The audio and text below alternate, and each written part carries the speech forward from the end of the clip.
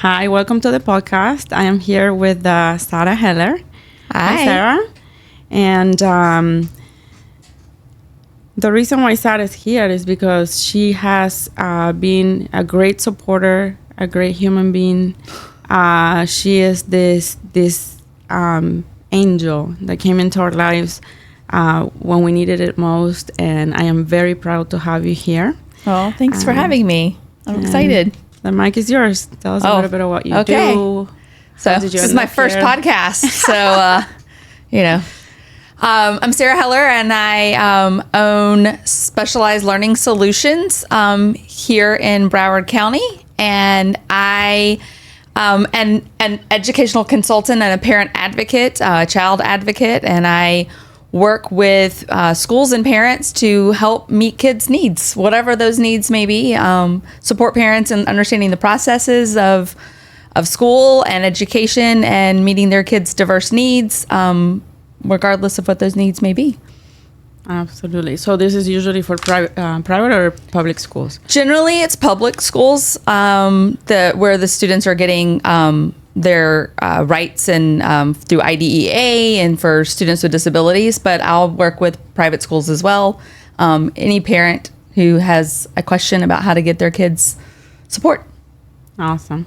So what I like to start asking, like diving into, is how did you end up in this field? Like what inspired you to? So I've been in education for well over 25 years now. And when I graduated college, or when I was in college, decided I wanted to be able to teach a classroom of kids regardless of where they fell. So if they were a struggling student all the way up to a student who could go well above that grade level in skill. So, what they would call a gifted and talented student, right? And so I got a multiple abilities degree from the University of Alabama.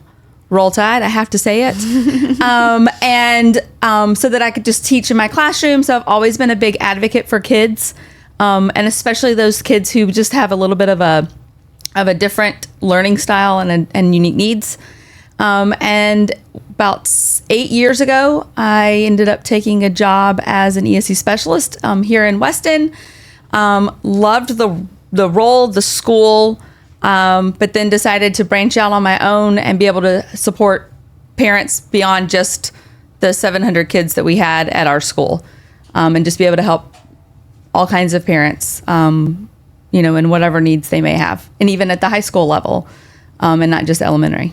So that's how we came to know each other. Yeah. Because one thing is to know about somebody, and a different thing is to actually know somebody. Right. Just going a little bit into the ages of the kids and the different learning styles. Mm-hmm. When kind of parents start to, develop a need for a specialized plan or? So I have students as clients that are as young as 3 and 4 years old. Anytime you're noticing that something just seems to be up with your child, they just happen to have some struggles in any area. Anxiety. Yeah, anxiety, struggling with fine motor, sensory regulation, being able to,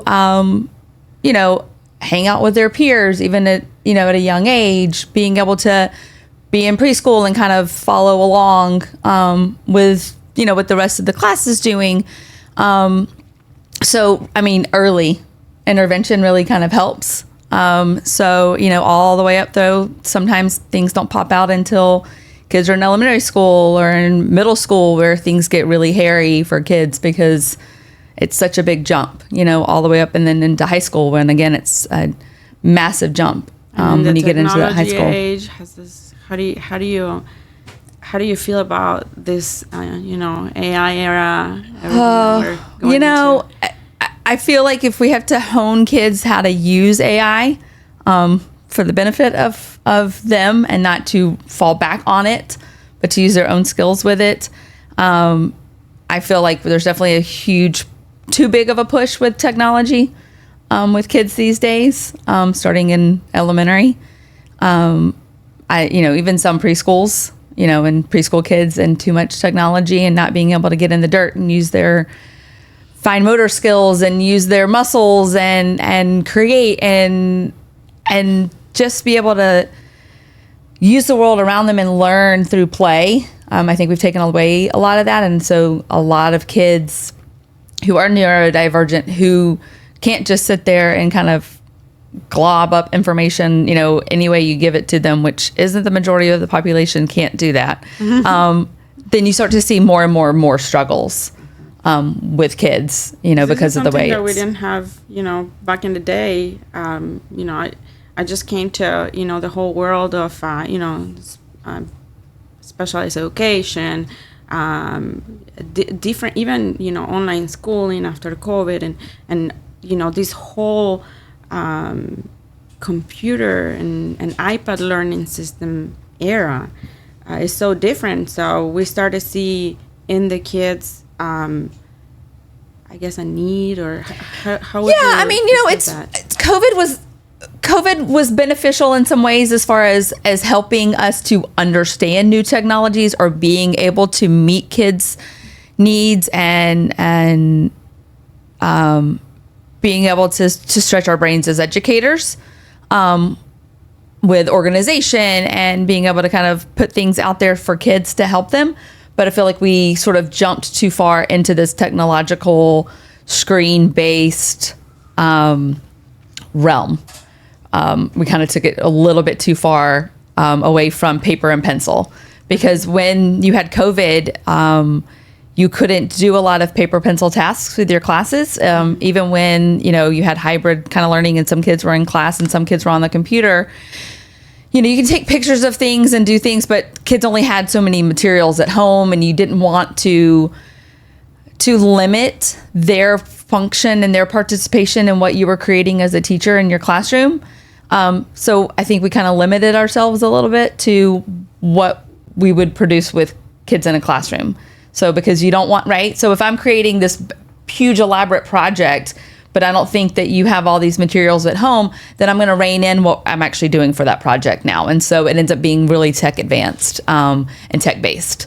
And so, we kind of, and then we just sort of never went back to hands-on project-based types of activities. I don't know if you see what I see here, but would you say like the computer is more or less like a filter? Because I noticed that you are very expressive with your hands, and I love that about you. And I think that it's so important. It's like an acquired skill that teachers have, that it's even like a feedback and even using the pencil. How would you relate those? No, absolutely. I mean, well, yeah, no, person. Yeah, for sure. I actually just did a little mini training on fine motor in a preschool the other day, and we were talking about how much we don't think about paper pencil tasks, and it's beyond paper pencil and handwriting, right? Which is so important. But being able to use your gross motor skills and your shoulders and your core, that then comes down to being able to write legibly or to cut and to create and to do all of these different things in the way your body works and your brain works when you feel something in that tactile movement. It's beyond just having neat handwriting, right? It's not just about that you write and somebody else can hurting from writing with a pencil. And and we go back and forth. They take away cursive writing, and now they're kind of putting it back. My oldest can't sign his name very well. Like, he's starting to finally learn you have to sign documents. Where did he have to sign a document? Right. Well, he's 18. You have to start your license. You have to start signing. You have to be able to sign your name for your license. And that's such a different skill. And so being able to, and he had gorgeous handwriting when he was little, and then he went to school and it almost went away. I always laugh about that. Well, because then we start writing quickly and taking notes and things like that, and everything kind of goes out the window. But those kinds of things, with my own experience as a mom of three, very interesting and engaging, and different boys. I try to think about what I've learned, what I need to know with my own kids. and how to help them. So whether it's occupational therapy or a 504 plan or an IEP for speech or different things like that, I've kind of run through that with my own kids, as well as helping, other parents navigate that through the schools. And I love that that you mentioned that, because that's where I feel that the work-life balance comes in. What you learn as a man and all these difficulties that you go through. Obviously, it is a different generation, but has prepared you to this point. And, you just have all these tools and all this knowledge to share with other parents, and you choose to do that for work. Right, and I get to do it for work. Right, well, it's kind of taking, I get to take what I already am doing as a mom, right, and then try to translate that into income and a job, and a career. You make such a huge difference on kids' life, and I think that at the end of the day, that's one of the most rewarding things when you see those kids that you helped or that you taught before. When I pass by, for example, by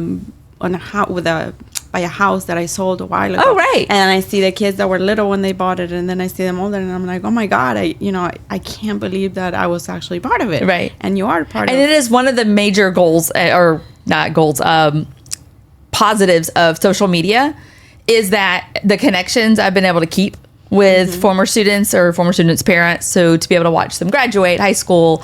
I have a student who found me from one of my first couple of years in South Florida, like 20 years ago. And now she's a mom. She lives in Jordan, and she found me on Facebook. And so to watch her grow up and be a mom and be successful and live her life, it's definitely the coolest thing about this job. It definitely will age you when you see the little kids, and all of a sudden they're grown-ups and having their own kids. You're like, oh gosh, that was so long ago. The teaching will age you really quickly when you see the kids every year and they get older and older and older. But no, it's really cool to see what they've been able to do. And that's probably one of the benefits of being elementary and preschool age, is that then you kind of help lay those foundations a little bit, but even in middle school and high school, being able to sort of shift directions with kids and help them kind of meet those needs, and connect with them while they're still younger, human level. Yeah, because everyone's needs is, are very different. So I'm very candid. I'm very candid and what I and it's my opinion, but it's based on lots of experience and knowledge, and people have to kind of do what they want to do with their child, but here's my experience and here's what I think is best for your child, to help meet those needs and in a more holistic kind of way. Looking at the big picture, not just the grade or the success rate. Because absolutely not. It's how do we help support them so that they can be successful and good human beings, down the line. It doesn't just have to be you make great grades and you come out and go to college. That's, it's how do you become a nice, good, successful human, happy person. Right. Yeah. And find your passion, but understanding that, there's certain things you kind of have to do in order to meet those and find that passion one day. Because eventually adulting comes for all of us. Eventually. No, and also just to see you, with such positive attitude, it makes a big difference for someone who is struggling. Sometimes, you can't see the light, but if at least, that there is somebody who can hear your story and understand it and support you through the steps, I think, that's such a humane job and quality that will really make a difference, especially in today's world for kids. How would you correlate the the suicide rates, the depression rates, the aggression to, I guess, the pressures of just performing? Honestly, well, nowadays, I mean, I don't have a ton of experience in that. Mental health isn't my thing, but just seeing it and looking at it and knowing kids and different things that have happened. I mean, it's this idea of trying to meet this standard, failure of not accomplishing something, and it's good to have goals. It's good to have an idea.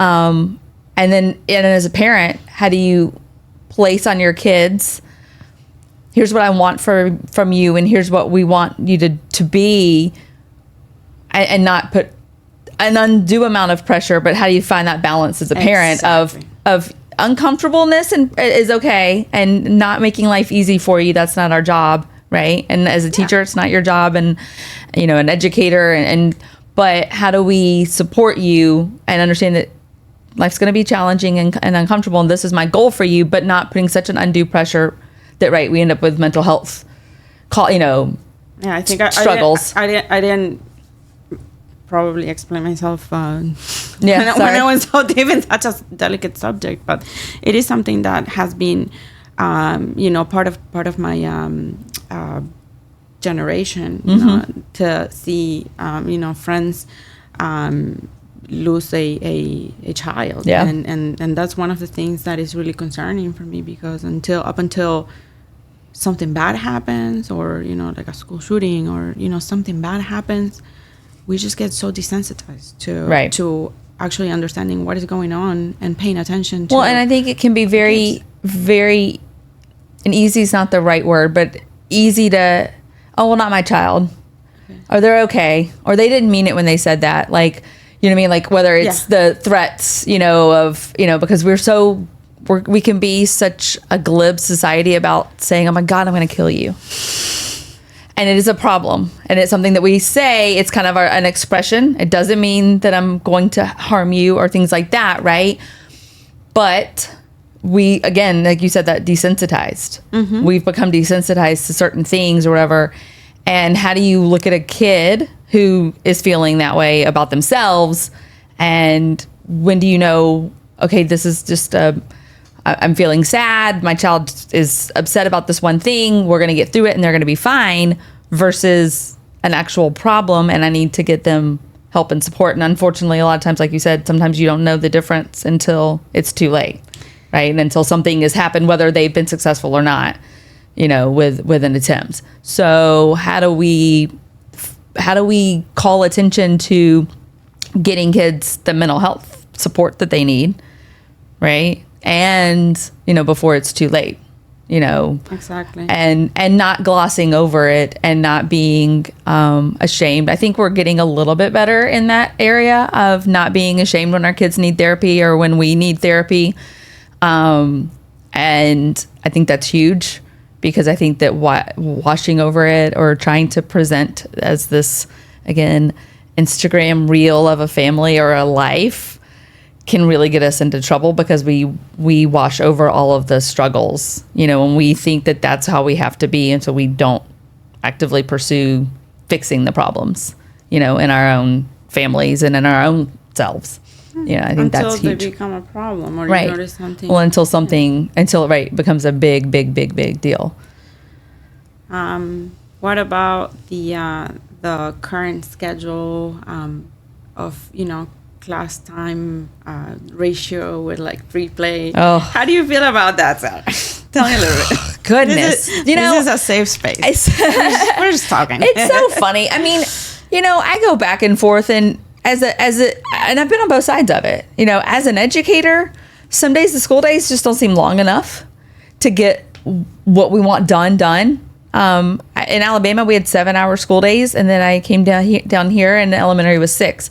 And you would laugh, but that extra hour made a difference. But my kids got PE every single day of the year.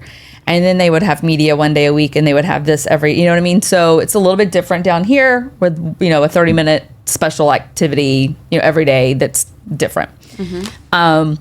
But as a teacher, it's not quite long enough. It doesn't seem quite long enough. Now, whether that's just because that's what you want to get planned and what you want to teach your kids. And I think a lot of it is there's just not enough time to teach what the people at the state level think should be taught in a year, and the amount of standards that need to kind of be taught, right, to certain kids, to little kids, and there's just not enough time in the day, and for them to try to have recess, and for them to play, and to get everything done. And then on top of that, you throw in trying to get anything done as a parent in the afternoon, when they come home, and trying to catch up with life. And, is homework beneficial or not beneficial? And there's, it's definitely the least effective. It's not beneficial at all, but it's definitely one of the least effective strategies out there is supporting a child is kind of having them do practice homework, because unless if they already know it, they don't really need to practice it. If they're still learning it, then they're going to not necessarily practice it correctly. What would you say is the top skill for this generation to develop for the information era? For the information, I know. Well, I don't know about top skill, but I think one of the most important things is how do you handle AI? How do you handle chat? How do you use it effectively? I think that schools get away with this whole of going against it, and I want, and if I'm an English teacher, I need your thoughts. I want your thoughts. I don't want ChatGPT's thoughts on this book, right? I need your thoughts. And they may not be, long and lengthy, but I just want it to be authentic and yours. And how do we kind of teach kids that?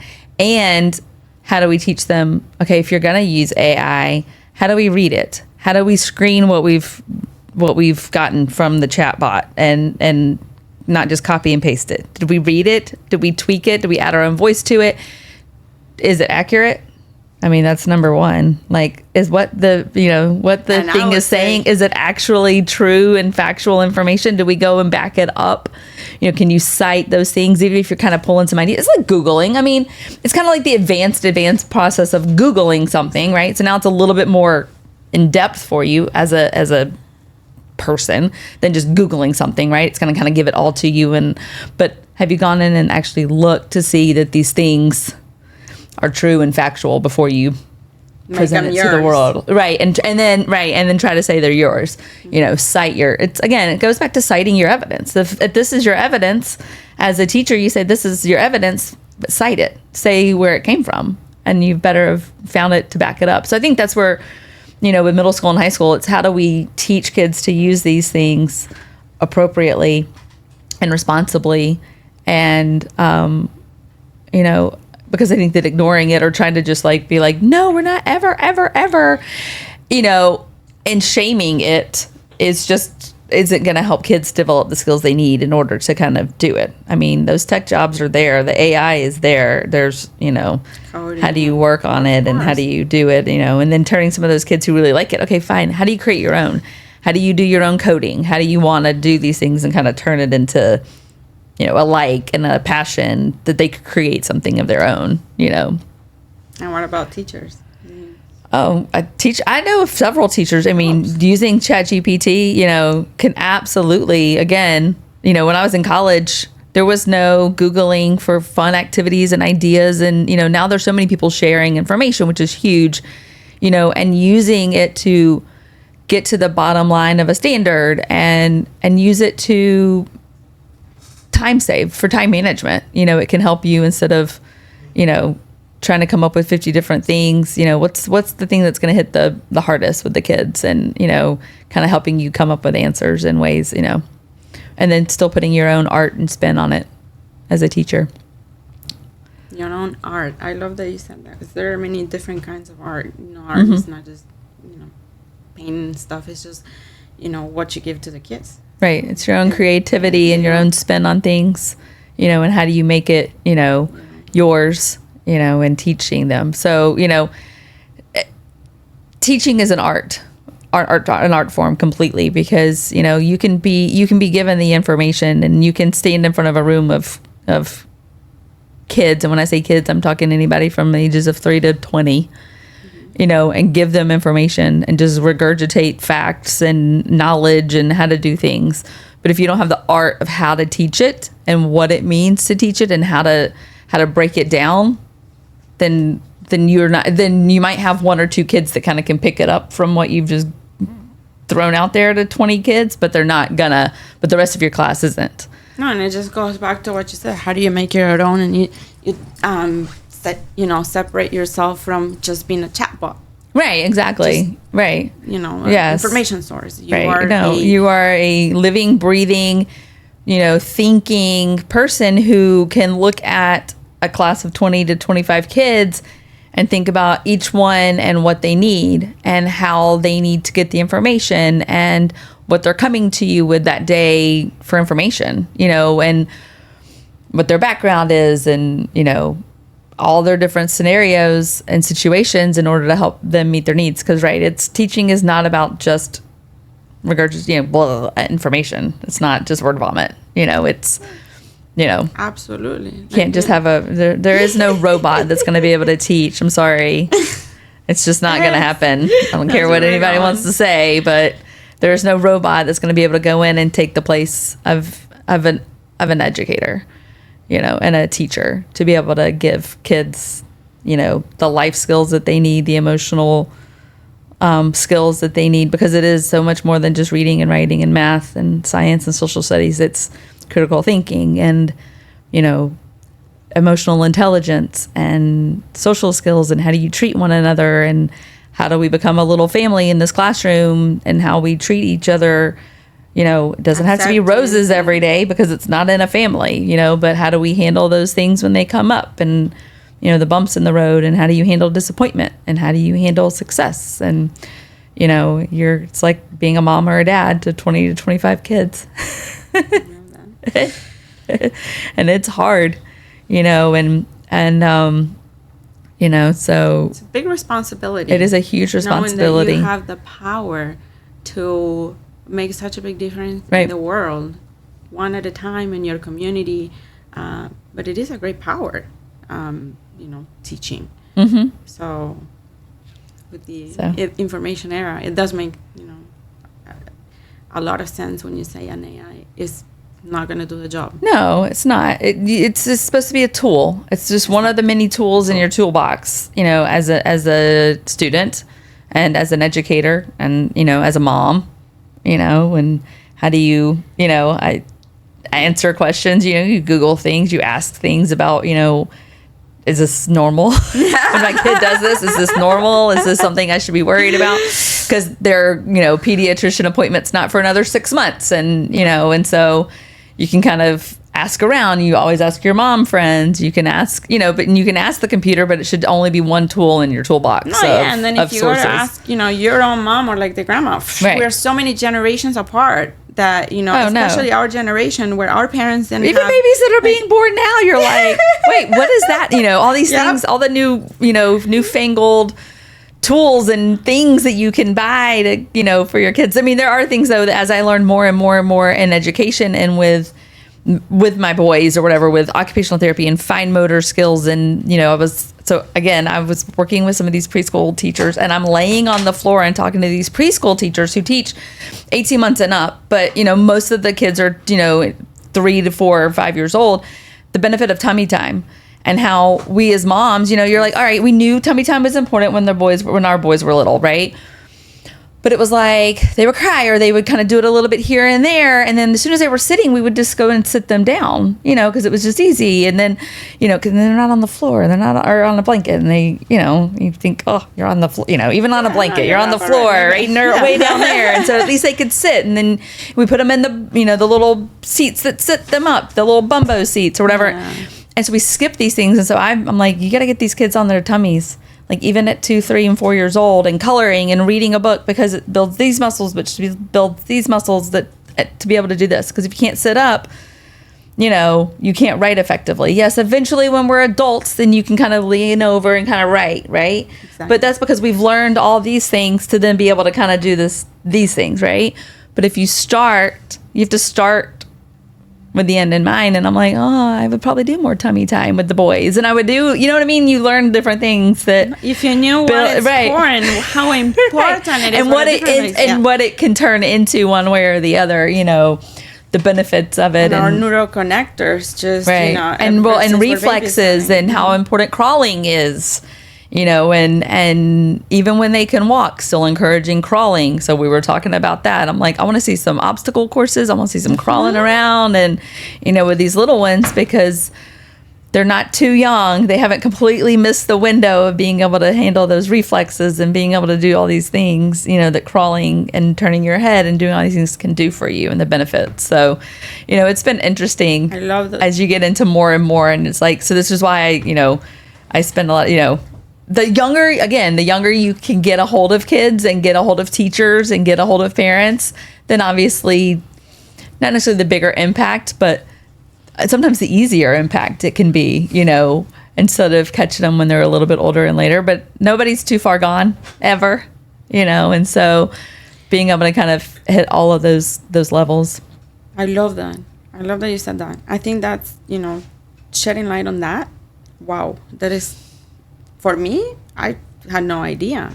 And even the games and the playground right now. You go to a playground and everything is like round shape and plastic, and even the grass is plastic. So what's up with that? I know, right? We're not getting to touch dirt and get dirty and get, They look super sophisticated and fun, but are we going to Disney World? Everything's like sterilized. Yeah, it's so sterile. And I miss the swing, and I miss the seesaw, and I miss those you simple games that we used to play when we were little.